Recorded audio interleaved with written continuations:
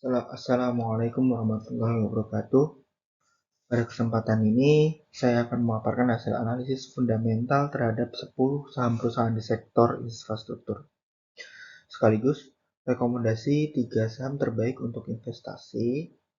Nah, semoga materi ini dapat memberikan gambaran yang jelas dan bermanfaat. Kenapa infrastruktur? Sektor infrastruktur itu memegang peranan penting dalam mendukung kemajuan ekonomi nasional. Contohnya, perusahaan jalan tol yang menghasilkan pendapatan harian dari tarif pengguna, serta perusahaan menara telekomunikasi dengan bisnis sewa jangka panjang yang stabil. Nah, dukungan pemerintah melalui APBN 2026 dengan anggaran sebesar 423 triliun rupiah juga menjadi harapan besar untuk mempercepat pertumbuhan di sektor infrastruktur ini.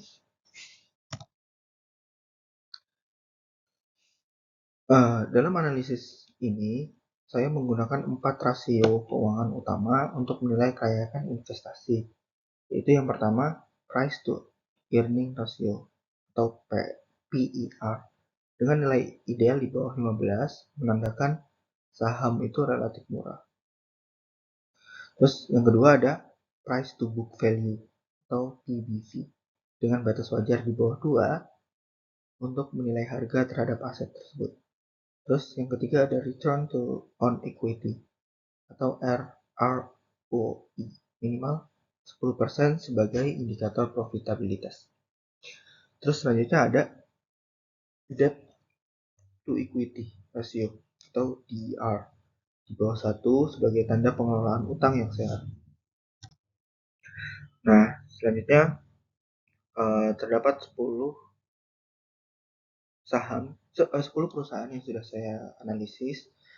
Nah, dari 10 saham itu terdapat 3 saham terbaik yang sudah saya analisis. Yang pertama ada berdasarkan analisis rasio tersebut, 3 saham sektor infrastruktur yang saya rekomendasikan itu adalah yang pertama ada PT Jasa Marga dengan valuasi yang cukup murah dan profitabilitasnya stabil. Yang kedua ada PT Tower Bersama Infrastruktur atau TBIG. Perusahaan menara telekom yang menunjukkan profitabilitas tertinggi dan risiko utang terkecil. Selanjutnya ada PT Wijaya Karma atau Wika. Perusahaan konstruksi yang menawarkan valuasi murah dan portofolio proyek yang kuat. Nah,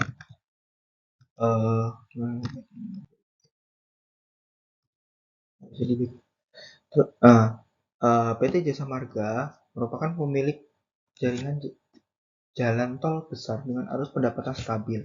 Di PER-nya adalah 14,2 dan DER 0,8 yang menunjukkan saham ini relatif under value dan risiko utangnya terjaga. Terus kemudian ada PT Tower Bersama yang memiliki ROE sebesar 15,2%, menunjukkan efisiensi penggunaan modal yang sangat baik serta di DER hanya 0,7 menandakan keuangannya sehat.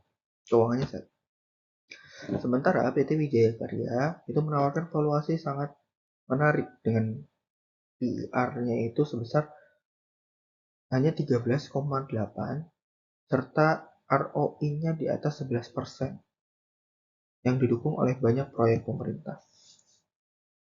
Terus selanjutnya adalah saham yang perlu dihindari. Yang perlu diwaspadai saham seperti PT Waskita Karya yang memiliki DER sangat tinggi di angka 2,3 sehingga risiko keuangan cukup besar. Selain itu,